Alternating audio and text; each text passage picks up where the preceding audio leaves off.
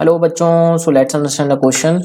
The question says the filament of a light bulb has a surface area 64 mm square. So surface area दे दिया बच्चों 64 mm square. So इसको हम लिख सकते हैं 10⁻³ का स्क्वायर मीटर स्क्वायर में. ठीक है बच्चों, हमसे बोला है filament can be consider as a black body और इसका टेम्परेचर हमको दे दिया 2500 केल्विन. रेडिएशन एमिट आउट कर रहा है बच्चों और इस फिलामेंट से इस तरीके से ये फिलामेंट्स रेडिएशन एमिट आउट कर रहा है इस तरीके से सारी डायरेक्शंस में. सो यहाँ से हमको कितनी डिस्टेंस पे 100 मीटर की डिस्टेंस पर ह्यूमन आई मान दे रखी है इस तरीके से ह्यूमन आई. और बोला है कि प्यूपिल ऑफ द आई सर्कुलर मान सकते हैं हम जिसकी रेडियस हमको दे रखी है, मतलब डायमीटर हम मान सकते हैं इसका, या रेडियस हमको दे रखी है डेट इज 2r, डायमीटर हो जाएगा 2r, डेट इज 6 mm. तो इसको हम लिख सकते हैं 6 × 10⁻³ मीटर और रेडियस को हम लिख सकते हैं 3 × 10⁻³ मीटर. बोल्ट्जमैन कांस्टेंट और वीन्स डिस्प्लेसमेंट कांस्टेंट की वैल्यू दे रखी है b और प्लैंक्स कांस्टेंट की वैल्यू दे रखी है, स्पीड ऑफ लाइट दे रखा है. तो पूछा power radiated by the bulb is in the range of 642 to 645. So बच्चों पावर का फॉर्मूला हम यूज कर लेते हैं, रेडिएटेड का formula sigma E/A/T⁴. So value substitute करते हैं. सिग्मा दे रखा है 5.67 × 10⁻⁸ और E हम मान सकते हैं ब्लैक बॉडी बोला है तो 1. सरफेस एरिया हम लिख सकते हैं 4 पाई, या डायरेक्टली हमको दे रखा है 64 × 10⁻⁶ और टेम्परेचर दे रखा है 2500 तो 2500 की पावर 4. सो बच्चों इसको हम सॉल्व कर लेते हैं तो ये जाएगा 5.67 × 64 × 25 की पावर 4 और ये 10 की पावर 2 और 4 तो 10 की पावर 8 इसको कैंसिल कर देगा तो इंटू 10 की पावर -6 ये बना बच्चों. हम इसको सॉल्व करेंगे तो ये वैल्यू हमारी निकल कर आएगी 141.75 वॉट में, 141.75 वॉट में. सो रेंज बोल रहा है 642 645 वॉट, तो ये तो गलत हो गया बच्चों, पहला ऑप्शन हमारा गलत हो गया. So now let's check the second option बच्चों. सो सेकंड ऑप्शन में क्या बोल रहा है ये हमसे कि radiated power entering into the eye of the observers is in the range. So eye पे जो रेडिएटेड पावर है वो कितनी होगी ये पूछा है. सो समझते हैं बच्चों, अगर हम बात करें आई पे इंटेंसिटी आई है इस तरीके से, यहाँ से हमने रेडिएशन एमिट आउट करी.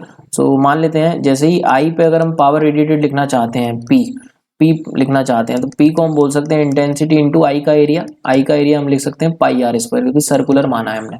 और इस पॉइंट पे इंटेंसिटी कितना लिख सकते हैं बच्चों, तो हम इंटेंसिटी का कॉन्सेप्ट यूज कर सकते हैं. हमको ये दे रखा है d डिस्टेंस पे यहाँ से. सो इस पॉइंट पे इंटेंसिटी हम लिख सकते हैं, अगर इस पॉइंट पे पावर हमारी p है और ये p' मान लेते हैं तो पावर अपॉन सरफेस एरिया बनेगा 4πd². सो इसको हम लिख सकते हैं p/4πd² इंटू πr². सो पाई से पाई कट जाएगा, सो p into r² upon 4d² ये बनेगा. So now we can substitute the values. p की वैल्यू हमको दे रखी है, p हम लिख सकते हैं, हम ऑलरेडी निकाल चुके हैं बच्चों p, डेट इज 141.75 तो ये हो जाएगा 141.75 इंटू r हमको दे रखा है क्वेश्चन में, डेट इज 3 × 10⁻³ सो ये हो जाएगा 3 × 10⁻³ का whole square divided by 4 into D कितना दे रखा है बच्चों 100 का स्क्वायर लिख सकते हैं 10⁴. सो ये हो जाएगा बच्चों 141.75 into 9 into 10⁻⁶ divided by 4 into 10⁴. सो इसको हम सॉल्व करेंगे बच्चों तो ये वैल्यू हमारी निकल कर आ रही है 3.18 into 10⁻⁸ watt,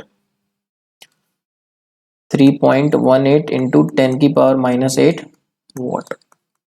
so option check कर लेते हैं बच्चों, सेकंड ऑप्शन में हमको यही दे रखा है क्या, हाँ अप्रोक्स हम ले सकते हैं 3.25 क्लोज है बिल्कुल, तो 3.15 और 3.25 के बीच में आ रहा है हमारा, बिल्कुल आ रहा है देख सकते हैं इंटू 10⁻⁸ है.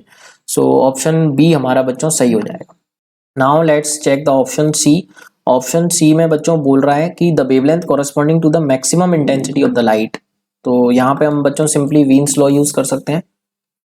हमको पता है वीन्स लॉ के हेल्प से हम क्या बोलते हैं कि जो लैम्डा एम है that is inversely proportional to T या b/t. तो हम लिख सकते हैं लैम्डा एम हमको निकालना है, वीन्स कांस्टेंट की वैल्यू क्वेश्चन में दे रखी है हमको, डेट इज 2.90 इंटू 10⁻³ तो 2.90 90 इंटू 10⁻³ और टेम्परेचर कितना दे रखा है बॉडी का 2500 केल्विन, तो इसको 2500 केल्विन डाल देते हैं। सो ये वैल्यू बच्चों हमारी निकल कर आएगी अगर हम इसको सॉल्व करते हैं तो 1.16 इंटू 10⁻⁶, 1.16 इंटू 10⁻⁶, सो मीटर में। और आंसर में हमसे ऑप्शन में जो दे रखा है आंसर वो नैनोमीटर में है, तो हम इसको 1160 नैनोमीटर भी बोल सकते हैं। हम देख सकते हैं इसको नैनोमीटर में कन्वर्ट करेंगे तो इसको हम बोल सकते हैं 1160 नैनोमीटर। 10⁻³ से मल्टीप्लाई 10⁻³ से डिवाइड करते तो आ जाता। सो बेसिकली बच्चों ऑप्शन थर्ड सही हो जाएगा, फिर हाँ सी बिल्कुल सही हो जाएगा, हम देख सकते हैं। और लास्ट ऑप्शन क्या बोल रहा है, taking the average wavelength of the emitted radiations to be 1740 nanometer, the total number of photons emitting per second into eye of the observer is in the range of 2.75 into 10⁻11 to 2.85 into 10⁻11। So बच्चों इसको भी check कर लेते हैं हम। सो बच्चों यहाँ पे हमारे पास एक रिलेशन होता है, डेट इज पावर की अगर हम बात करें, पावर रेडिएटेड जो आई पे होगी तो हम वो लिख सकते हैं N into H into C by lambda. यहाँ पे number of photons per unit time को मैंने एन माना है, number of photons per unit time, H Planck's constant, C speed of light and lambda wavelength. And power जो I पे गिरी, तो बच्चों वो हम ऑलरेडी निकाल चुके हैं, आई पे पावर कितनी गिरी थी हमारी, हमने एग्जैक्टली निकाला था 3.18 इंटू 10⁻⁸। तो सब्सटीट्यूट कर देते हैं इसको, 3.18 इंटू 10⁻⁸। एन हमको निकालना है बच्चों, एज इट इज रखते हैं। एच की वैल्यू हमको दी हुई है 6.63 इंटू 10⁻34, 6.63 इंटू 10⁻34। और सी हो जाएगा हमारा 3 इंटू 10⁸। और लैम्डा हमको दे रखा है क्वेश्चन में, एवरेज हम ले सकते हैं, डेट इज 740 नैनोमीटर। तो इसको मीटर में कन्वर्ट कर लेंगे, 740 इंटू 10⁻⁹ मीटर में। सो यहाँ से हमारा एन आ जाएगा 3.18 into 10⁻8 into 1740 into 10⁻⁹ into N, sorry N तो हमने वहाँ ले लिया है, डिवाइडेड बाय, यहाँ पे मल्टीप्लाई कर लिया इसका, divided by 6.63 into 10⁻34 into 3 into 10⁸।